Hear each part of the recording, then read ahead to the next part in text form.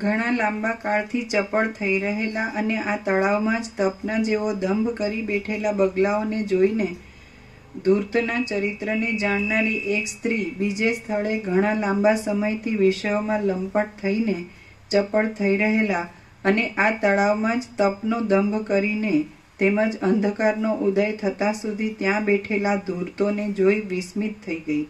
કોઈ સ્ત્રી પોતાના પતિને કહે છે કે આ જળની અંદર ટાઢને ન ગણકારનારી આ ગામડાની સ્ત્રી ધોળા કમળોને લઈ જાય છે અને તમે પણ તેની પછવાડે જવાને ઈચ્છો છો, માટે હું તમારી પ્રિયા નથી, તેથી હવે હું પણ ચાલતી થાઉં છું.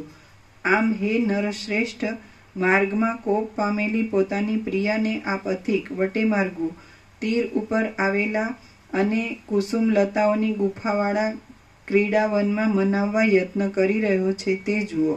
હે રાજન, જુઓ, આ વારાંગના હાવભાવોના વિલાસો કરીને, કાંઈક કોપ બતાવીને અને વળી કંઈક હસીને આ વૃત્તાંત કહી રહી છે.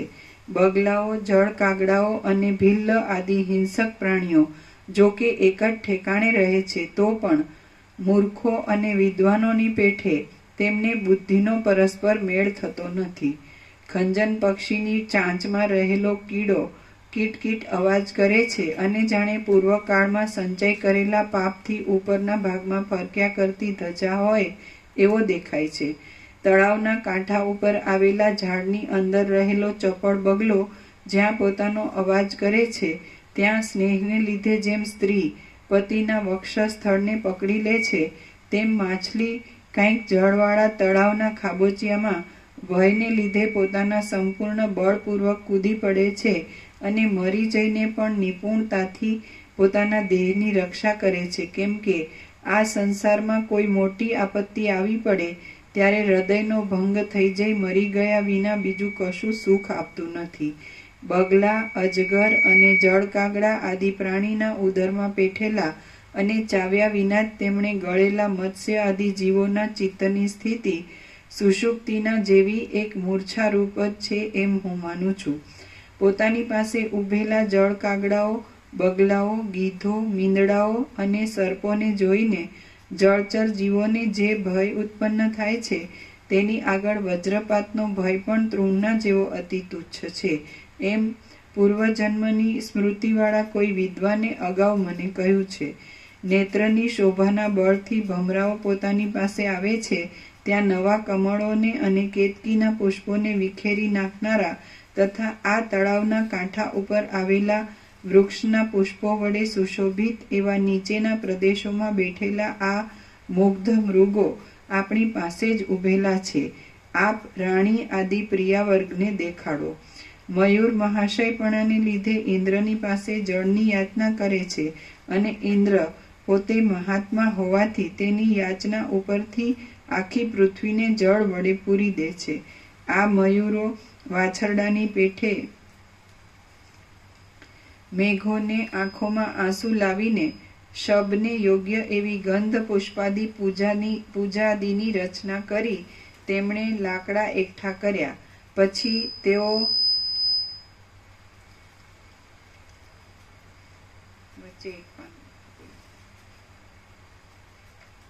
જોડે વાંચતા નથી તમે. મયુર મહાશયપણાને લીધે ઇન્દ્રની પાસે જળની યાચના કરે છે અને ઇન્દ્ર પોતે મહાત્મા હોવાથી તેની યાચના ઉપરથી આખી પૃથ્વીને જળ વડે પૂરી દે છે. આ મયુરો વાછરડાની પેઠે મેઘોને અનુસરે છે. તેથી અનુમાન થાય છે કે મલિન મેલાનો પુત્ર મલિન જ હોય છે. મૃગોને જોઈને કોઈ પથિક પોતાની પ્રિયાના નેત્રોનો વિચાર કરવા મંડી પડ્યો અને પોતાની પાસે રહેલા પદાર્થોના સંબંધમાં યંત્રની પૂતળીના જેવો જડ થઈ ગયો. મયુર પૃથ્વીના જળનું પાન કરતો નથી અને સર્પને બળાત્કારથી પકડી ખાઈ જાય છે. આમાં સર્પની કાંઈ દુષ્ટતા કારણરૂપ છે કે મયુરની કાંઈ દુષ્ટતા કારણરૂપ છે તે હું જાણી શકતો નથી. સજ્જનના ચિત્તના જેવા નિર્મળ મોટા તળાવને છોડીને આ મયુર આકાશમાંથી પડનારા મેઘના જળનું પાન કરે છે. તે તળાવમાં પોતાનું માથું નીચું નમાવવું પડે તેના ભયથી છે એમ હું માનું છું. ચળકતા પીચ્છ ભારરૂપી મેઘને ધારણ કરી રહેલા આ મયુરો જાણે વર્ષા ઋતુના મૂર્તિમાન બાળકો જ હોય તેવા શોભે છે. જુઓ, તેઓ પોતાના પીંછામાં રહેલા કાંતિમાન ચાંદરડાને કંપાવે છે. આ શ્રેષ્ઠ વનની અંદર વનના પવન વડે ફેલાઈ જનાર અને ચપળ મોરપીંછના ચાંદરડારૂપી સુંદર તરંગવાળા મયુરોને આ સમુદ્ર જ જાણે મોતીઓનું દાન આપી નચાવી રહ્યો છે. હે ચકિત ચાતક, હવે તું વનભૂમિમાં ઉગેલા લીલા તૃણનું ભક્ષણ કર, જળનું પાન કર અને કેળોના વનમાં જઈ વિશ્રાંતિ કર, કારણ કે આ ગ્રીષ્મ ઋતુમાં અગ્નિથી સુકાઈ ગયેલા વૃક્ષોમાં રહેવાથી તને સુખ મળશે નહીં. હે મયુર, આ કંઈ સમુદ્રના જળથી ભરપૂર થયેલો મેઘ આકાશમાં ચડેલો નથી. આ તો પર્વત ઉપર દાવાનળથી બળી ગયેલા વનની અંદર વૃક્ષોના કોતરોના અગ્રભાગમાંથી ધુમાડો નીકળે છે. જે મેઘે શરદ ઋતુમાં પણ જળ વડે મયુરની તૃપ્તિ કરી, તે મેઘ વર્ષા ઋતુમાં પણ તળાવને જળ વડે ન પૂરી દે તો એ વાત બાળક એટલે ક્ષુદ્ર લોકને જ યોગ્ય છે. ઉદારતાના સમયમાં પણ મેઘ આ કૃપણતા કરે તો તે જોઈને પામર લોક તેની હાંસી કરે અને તેથી સજ્જન માણસોના ચિત્તમાં દુઃખ થાય. એમ વિચારી મયુર પોતાનો સર્વ સમય કશું બોલ્યા વિના તૃષા વડે જ ગાળવા લાગ્યો. મયુર તૃષા વડે પીડાતો હોય તો પણ વરસાદના સ્ફટિક જેવા નિર્મળ જળનું પાન કર્યા પછી તે માર્ગમાંના બીજા ડહોળા જળ પીતો નથી. મેઘને સંભાળીને તે પોતાના મનમાં હરખાય છે, પણ મરી જતો નથી, કેમ કે ગુણવાનની ઉપર આશા બાંધી બેસનારાઓનો શ્રમ આગળ જતા પણ પરિણામે સુખકારક નીવડે છે. જેમ મૂર્ખ પુરુષો કેવળ વાતોથી જ પોતાનું જીવિત વ્યતીત કરે છે, તેમ આ વર્ષાકાળમાં પથિકો પણ પ્રિયાની કથાઓ વડે જ માર્ગની દુર્દશાને વ્યતીત કરે છે.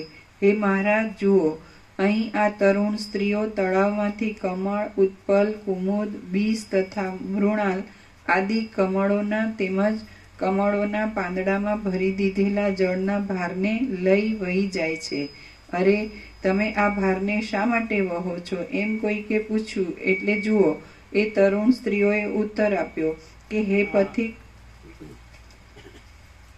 સત્સત્ર સદગુરુથી અભ્યાસથી જે પોતાના સત્પુરુષ માને એ સત્પુરુષ છે કે અનંત સંપૂર્ણ અનંત સુધી ચિદાકાશ જ સંપૂર્ણ છે, બીજું કોઈ નથી, કાંઈ નથી, કાંઈ થતું નથી, એવા અનુભવથી પોતે એમાં કાંઈ નથી એવા અનુભવથી રહ્યો છે.